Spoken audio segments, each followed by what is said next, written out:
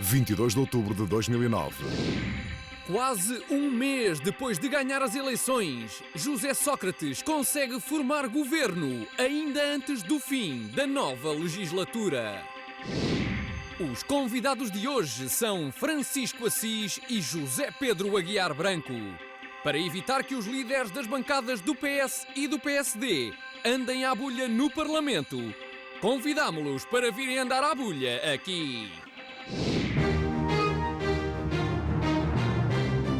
Notícias, comentários, um genérico com coisas a andar à roda.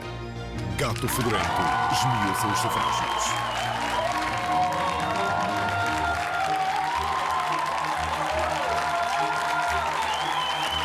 Olá, boa noite, bem-vindos ao penúltimo Gato Fedorento esmiuça os sufrágios. Cerca de um mês depois de ter sido eleito, José Sócrates apresentou finalmente o governo. É um caracol, por acaso é apetitoso, eu gosto muito de caracóis e... Apresentou finalmente o governo um mês depois de ter sido eleito. As eleições foram no dia 27 de setembro. Na semana seguinte, Sócrates não disse nada. Na segunda semana, meteram-se as autárquicas, nada. Terceira semana, aí sim, nada. Quando é que ele revela ao governo? À hora do Benfica. Hoje, à hora do Benfica. Uma pessoa que quer estar descansada, a ver uns ingleses a serem esmigalhados e não pode, porque o senhor engenheiro resolve que a melhor altura para apresentar o executivo é a hora do Benfica Everton. A falta de sentido de Estado desta gente é uma coisa... Enfim, quer dizer, a intenção era óbvia, não é? À hora do Benfica pode-se apresentar um governo qualquer. Pá, eu nunca ouvi falar no Ministro das Obras Públicas, escala, olha o 3-0. Olá! Qualquer coisa é boa à hora do Benfica. Bom, o certo é que o governo foi apresentado e há que fazer uma análise dos nomes que compõem o novo executivo. O que é que há para dizer sobre este governo? Não sei, estive a ver o Benfica. Felizmente tenho comigo José Diogo Quintela, o versátil doidivanas e repugnante sportinguista que teve tempo de estar a acompanhar as notícias. José Diogo, o que é que nos podes dizer sobre este governo? Olha, Ricardo, eu estive a ver o governo enquanto via também um bocadinho do Everton. Foi? Foi, mas pronto. Foi. Tu já não ligas muito a futebol, Não. Pois não?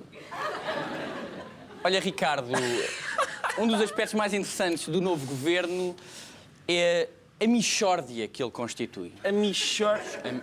A mixórdia. Zé Diogo, eu receio que o teu vocabulário seja, enfim, demasiado técnico para os nossos espectadores. A mixórdia... O que é que queres dizer com mixórdia? Bom, eu vou então tentar ser mais acessível. Quando se sabe muito, é difícil ser simples. O governo que José Sócrates apresentou tem o antigo Ministro do Trabalho como Ministro da Economia, portanto, o Ministro dos Assuntos Parlamentares passou para Ministro da Defesa, o líder parlamentar foi para Ministro da Justiça e o Secretário de Estado da Presidência está como Ministro dos Assuntos Parlamentares e ainda o antigo Secretário de Estado da Justiça passou a Secretário de Estado da Presidência do Conselho dos Ministros. É uma mixórdia. Portanto, equivale àquele momento em que tu dizes que é o jantar, restos de ontem. Mas eu já não gostava muito da refeição de ontem. Então espera aí. Um bocadinho de natas em cima. E agora? Continua a não gostar. Cala-te e come, que há meninos em África que não têm governo. Muito bem, é uma análise magistral.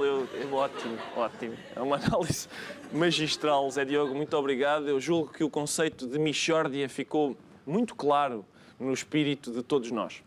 Entretanto, Isabel Alçada é a nova Ministra da Educação. Hoje de manhã, Isabel Alçada falou à SIC e respondeu assim à pergunta: foi convidada para ser Ministra da Educação? Não, não fui convidada.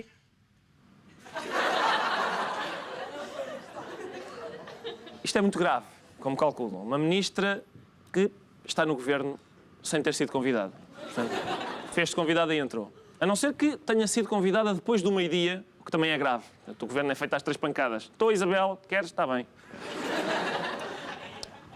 Ou pode ser ainda que Sócrates a tenha incluído no governo sem lhe dizer nada, o que também acaba por ser grave. A não ser que seja uma peta, vá. É a primeira peta da Ministra da Educação, ainda antes de ser Ministra da Educação. Nesse caso não é grave, prova até que tem perfil para fazer parte de um governo. Mas há mais novidades neste novo governo e, para nos ajudar a compreendê-las, tenho agora junto a mim Tiago Dores, o versátil doido Ivanas. Tiago, uma das principais novidades é o número de mulheres no governo. São 5, o que é um passo muito importante a caminho da paridade. Não sei, Ricardo, não estou convencido. Vê-se que Sócrates convida mulheres, mas contrariado. Realmente há 5 mulheres no governo, mas uma chama-se Jorge. A Ministra da Saúde, Ana Jorge. E a outra chama-se André. A Ministra do Trabalho, Helena André. Por isso estamos ainda numa primeira fase em que há mulheres no governo, mas só se tiverem nome de homem. Há ainda muito caminho para andar. Tiago, enfim, eu percebo a tua análise, mas achas mesmo que José Sócrates escolhe os ministros pelo nome? Tenho a certeza, Ricardo. Tem de haver um critério e este não é dos piores. Repara, o novo Ministro da Agricultura e Pescas chama-se António Serrano. A oposição ainda não sabe se ele percebe de agricultura, mas fica logo intimidada por ele ter nome de presunto. A Ministra do Ambiente chama-se Dulce Pássaro. Um nome que indica imediatamente que tem uma relação forte com o ambiente. Ou que faz cocó em estátuas. Pois, pode também dar-se esse caso. Mas é uma mais-valia no governo ter alguém que... Epá, quem é que sabe fazer cocó em estátuas? É a Dulce Pássaro. Sim, senhor. Muito obrigado, Tiago. Nós vamos fazer um intervalo curtíssimo. É mesmo muito curto. O intervalo é mais curto do que o tempo que eu demoro a descrevê-lo. Já, desculpem, então, só dar-me uma informação. O Benfica deu meia dezena a uns ingleses. Voltamos até já.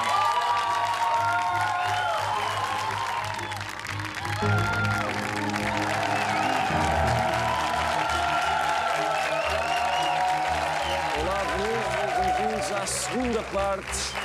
Hoje vou realizar o sonho de qualquer apresentador, 2 convidados ao mesmo tempo. Ainda por cima são de partidos quase gêmeos. O líder da bancada parlamentar do PS, o Dr. Francisco Assis, e o líder da bancada parlamentar do PSD, o Dr. Aguiar Branco.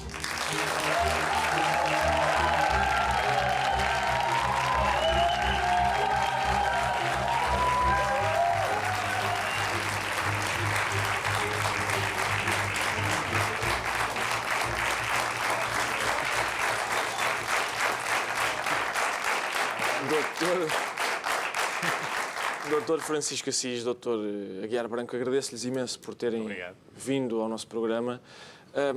A primeira pergunta que eu lhes queria fazer era a seguinte: os vossos partidos estão lado a lado na Assembleia, têm mais ou menos o mesmo programa, quando estão no governo tomam mais ou menos as mesmas decisões. Porquê é que os senhores não podem ser amigos? Se calhar, Dr. Francisco Assis, eu começava por si. Eu acho que a coisa se pode colocar ao contrário. Nós somos amigos, apesar das nossas divergências políticas. Temos algumas divergências. Eu acho que há hoje uma certa tentativa de demonizar alguma aproximação entre o PS e o PSD. Eu acho que isso que é negativo. Hoje, quem tem um passado stalinista ou tem um passado pró-colonialista, as coisas passam um bocadinho despercebidas. E há uma tendência para demonizar excessivamente esta aproximação entre o PS e o PSD, em algumas áreas, mas há certamente divergências, que até os partidos procuram acentuar muito no período em que estão na oposição. Quando estão na oposição, qualquer um de nós procura acentuar mais essas divergências. Mas há divergência. Ah, bom! Há divergências. Há divergências. Na forma como nós tratamos as pequenas e médias empresas, como nós tratamos os professores, os magistrados. E aqui o Francisco Assis diz uma coisa que é verdade, nós até somos amigos. E eu até espero que esta amizade faça com que o Francisco Assis transforme aquele animal feroz que era o engenheiro Sócrates da maioria absoluta no português suave da Ana Lourenço e com isso consigamos ter efetivamente uma governação melhor. Portanto, eu diria que as Não tem sempre diferenças... expectativas positivas em relação ao PS. Não, em relação a si. O engenheiro José Sócrates esteve cá também e foi muito meigo comigo também. Portanto, Agora, amigos, partidos à parte. com certeza. Sim, Atenção, não é? eu propus a amizade de uma maneira muito cínica. Eu espero que se deem mal. Não. É isso que eu estou à espera. Há muitos militantes do PS, por exemplo, aliás, do PCP que passam para o PS, outros que trocam o CDS pelo PSD. Não há assim tantos que troquem o PS pelo PSD e vice-versa. Será porque isso seria como mudar de carro para outro exatamente com os mesmos quilómetros e com o mesmo barulho na panela de escape? Eu sobre isso acho que não há mais pequena dúvida que a panela de escape deles neste momento faz muito mais barulho do que a do nosso carro. Mas eu acho agora, falando mais a sério, acho que apesar de tudo, havendo pontos de coincidência naturalmente, há aqui uma fronteira.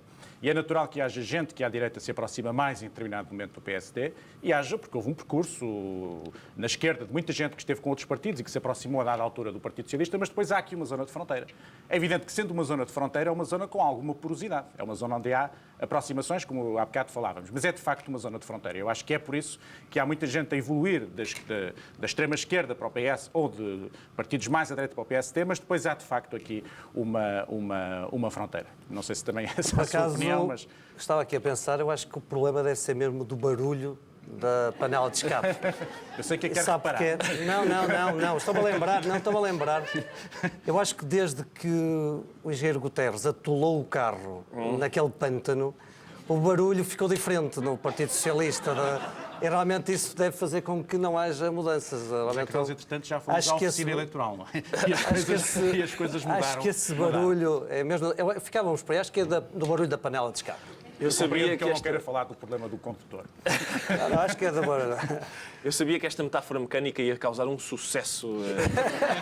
Fico feliz por ver que foi levada tão longe, mas enfim, há sempre a hipótese de, uma vez que podem sempre, por exemplo... Alugar o carro? Não, alugar o carro e a propósito daquelas passagens de um partido para o outro, eu tenho um Pina Moura para a troca, dá cá o Francisco Moita Flores, pode ser. Podem fazer uma ou duas trocas nesse aspecto. Depende sempre da Podemos panela. ajudar uma conversa privada.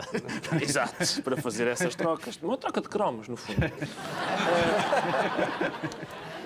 Um dos aspectos, para mim, mais belos da democracia parlamentar é a hipótese que os senhores têm de insultar o adversário nas bancadas. Não acham que... A pergunta, no fundo, é para os dois. Não acham que o Dr. Aguiar Branco leva vantagem no sentido em que eles, dentro do PSD, já andam muito às turras uns com os outros e, portanto, têm muita prática? Bom, eu acho que agora posso ser eu primeiro, uma vez, para já responder.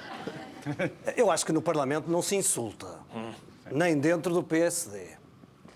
Agora, nós dentro do PSD diria que não temos asfixia democrática interna.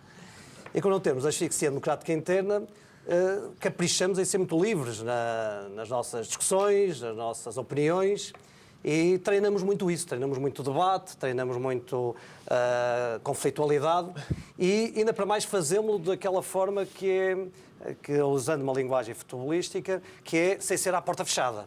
E, portanto, eu acho que isso tanto pode ser uma vantagem como uma desvantagem, não é? Porque, para quem acompanha esses nossos debates internos, até pode começar a descobrir as nossas táticas internas que depois queremos colocar na Assembleia da República. Os adversários veem o treino. Veem o treino e, portanto, não sei se é vantagem, se é desvantagem. Agora, uma coisa eu sei, é que se for desvantagem, agora que o Partido Socialista não tem maioria absoluta, vão rapidamente recuperar o treino do debate e da discussão interna e da conflitualidade e, portanto, se calhar, quando chegarmos ao debate na Assembleia, devemos estar mais ou menos empatados. Portanto, eu acho que é um problema de asfixia que não temos, de treino que não é à porta fechada e, se é vantagem ou desvantagem, os debates irão... por provar. Está por provar. Eu acho que a afirmação mais interessante foi a inicial, quer dizer, no Parlamento ninguém se insulta, nem no PSD. Exatamente. Isso revela bem o estado atual, mas enfim, eu sabia, imaginava que não chegassem ao ponto disso. Tem a certeza disso? Certeza não tenho, mas imaginava que não Então, chegassem a esses pontos, mas a partir de agora quanto... fico com essa garantia.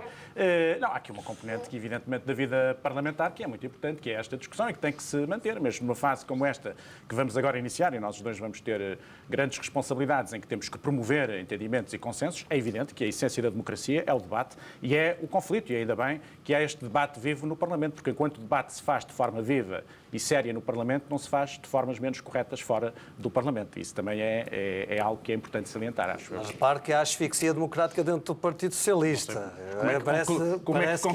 Parece que há. Isso é uma afirmação tão desprovida de fundamento, se atendermos ao que é a história da vida interna do PS, que nem vou desmenti-la agora. Eu acho que é fundamental a seguinte, a dimensão do debate político é uma dimensão absolutamente essencial, que se passa aqui e passa-se em todos os parlamentos do mundo. E nós sabemos o que se passa noutros parlamentos, onde o debate atinge dimensões até um bocadinho mais... Sim, mas não é com a dimensão realmente de insulto, isso não Sim, é isso que estou a dizer, exatamente. É essa a diferença. É isso que evita o insulto noutras. Estamos aqui num bloco central de entendimento anti-insulto. Eu vi que este momento acabou em concórdia, mas no meio houve aquilo, a razão pela qual os convidámos, que é, Sr. Doutor, desculpe, Sr. Doutor, pelo amor de Deus, Sr. Doutor, houve um bocadinho disso.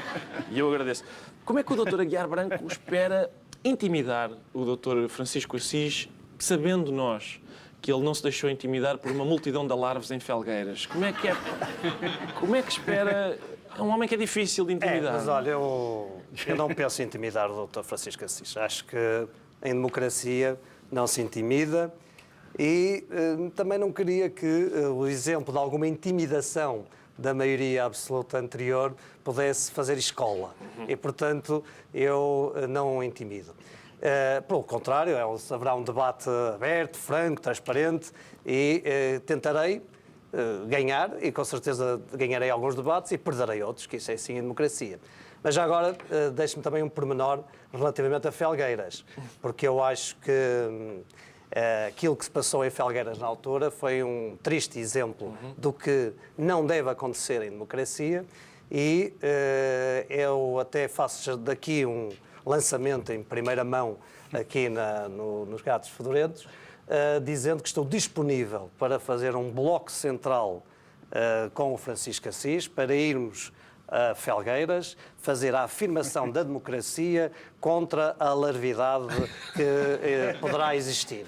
E ainda mais que agora mudou a Câmara, e a nova Câmara é uma Câmara eleita como Presidente do Social Democrata Todo e, contente, portanto, claro. fui eu que apresentei o candidato em Felgueiras e, por isso, estou disponível para, juntamente com o Francisco Assis, fazer um bloco central da afirmação contra a alarvidade. Eu desde já me disponibilizo para isso em Felgueiras, em qualquer outro ponto do país. E nós devo dizer que vai lá sem riscos, não é? Eu sei que na altura também teria ido, se eu tiver. É das pessoas que eu sei que teria ido, seguramente teria ido. Se me permite, uma vez que o anúncio foi feito aqui, nós disponibilizamos para pagar o seu capacete. Agora não é preciso. Agora já não sei. Agora não é preciso. Agora não é preciso, não é? Agora não é preciso.